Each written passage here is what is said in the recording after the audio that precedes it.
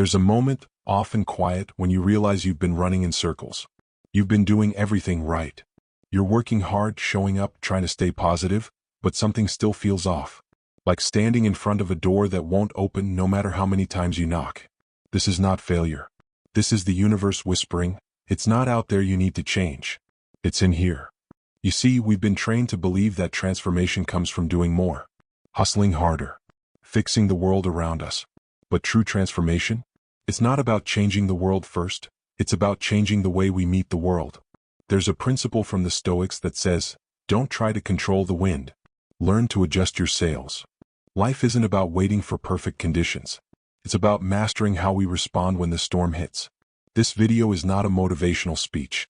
It's a manual for inner evolution, for rebuilding your strength from the inside out, using ancient wisdom and practical tools. No fluff. No mystical shortcuts. Just timeless principles that can change your path, starting now. So breathe. Let go of what you thought healing had to look like, and get ready to explore a different kind of power, the kind that doesn't shout but transforms everything. Let's begin. Accept what you cannot control and act on what you can. Most of our emotional exhaustion doesn't come from what happens to us, it comes from the invisible war inside us. A war between what we want to control and what simply isn't ours to command. We try to manage people's opinions.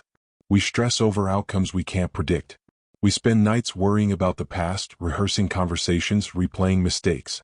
But no amount of mental effort can bend reality to our will. Here's the truth. The more you cling to control, the more control you lose.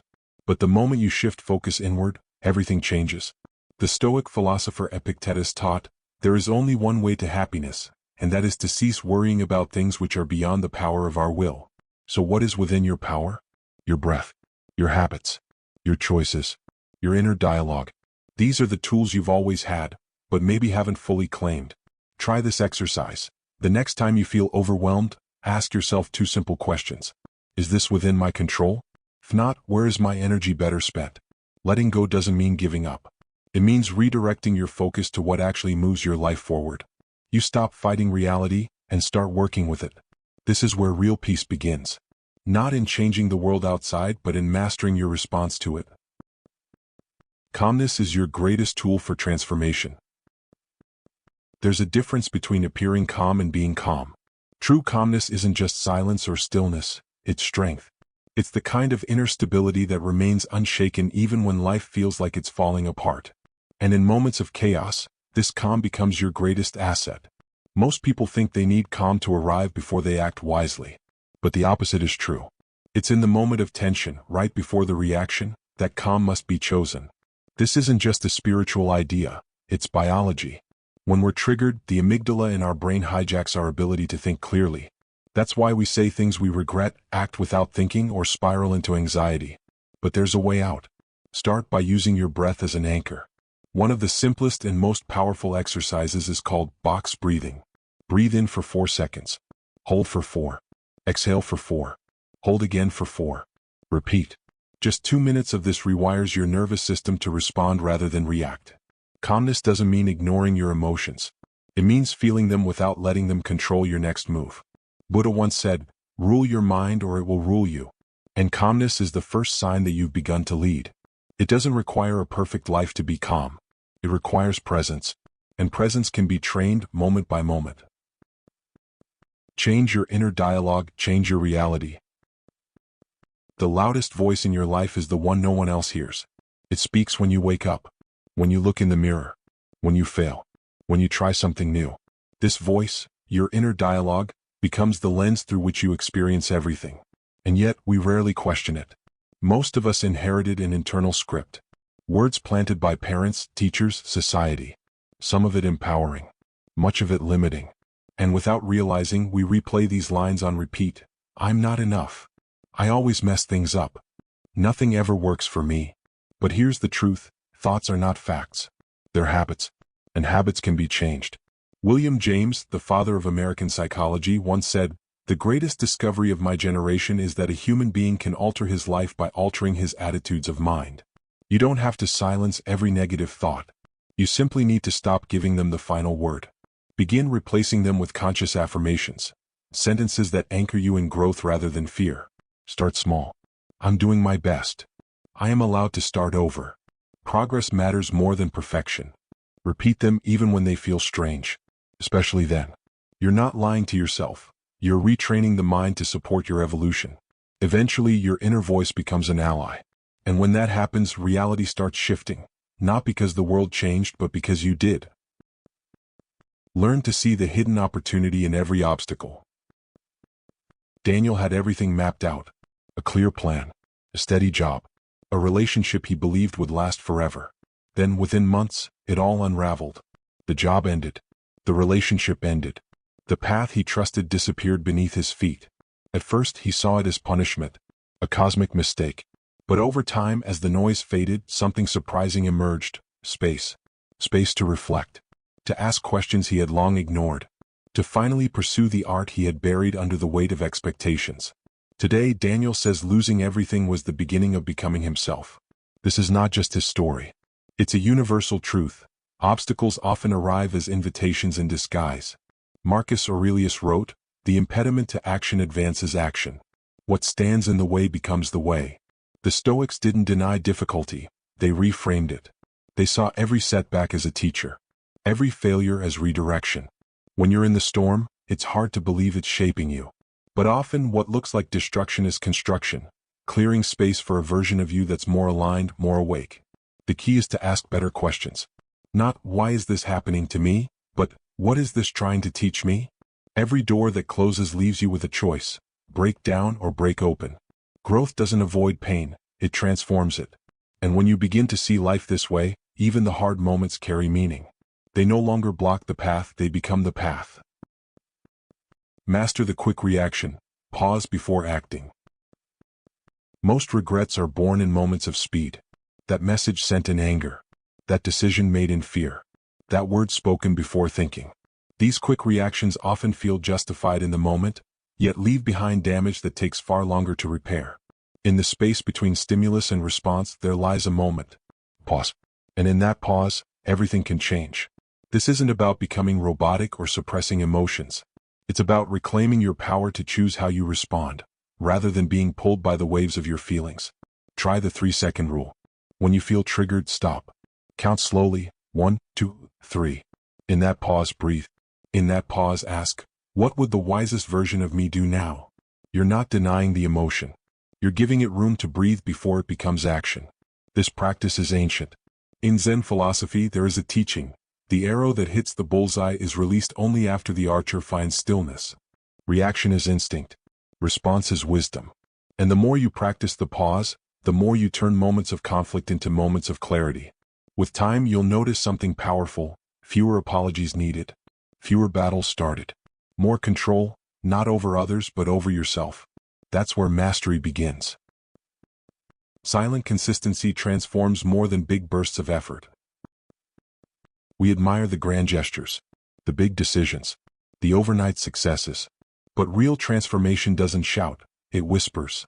It doesn't come from one intense act, but from small choices repeated quietly every single day. Think of water dripping on stone. One drop means nothing. 1,000 might go unnoticed. But over time, that water reshapes rock. Not through force, but through persistence. The same is true for you. You don't need to reinvent yourself overnight. You just need to show up silently again and again. To wake up and choose alignment over distraction. Growth over comfort. Discipline over drama. The world may not applaud your efforts at first. No one sees you meditating when you could be scrolling. No one sees you journaling through your emotions. No one celebrates you for walking away from toxic habits or setting quiet boundaries. But those unseen choices are the foundation of a new self. As the philosopher Heraclitus said, character is destiny. And character is built in the places where no one is watching. Silent consistency is the most underrated superpower. It doesn't demand attention, but it changes your life from the inside out. Over time, others will see the difference. But more importantly, you'll feel it. You'll become someone you can trust. And that's worth more than applause. Surround yourself with environments that support your balance. You cannot grow in soil that poisons you. No matter how strong your willpower, your environment will eventually shape you. Not just the physical spaces you live in, but the people you speak with, the content you consume, the energy you absorb. We often underestimate this. We try to stay calm while surrounded by chaos. We seek clarity while immersed in noise. But peace isn't just an inner decision, it's also an outer alignment. Imagine trying to heal in a room filled with criticism, or trying to focus in a space cluttered with distraction. Your surroundings either support your evolution or sabotage it silently. Begin by observing. Who around you uplifts your energy? Who drains it? What habits are encouraged in the spaces you spend time in? What beliefs are reinforced by the conversations you allow?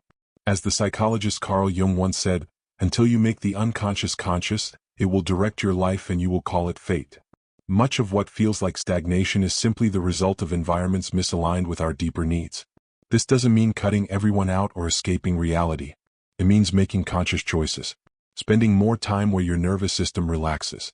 Seeking out voices and spaces that nourish your purpose. Even small shifts matter. A quiet corner. A playlist that grounds you. A morning without news. A friend who listens without fixing. Build your life like a sacred space.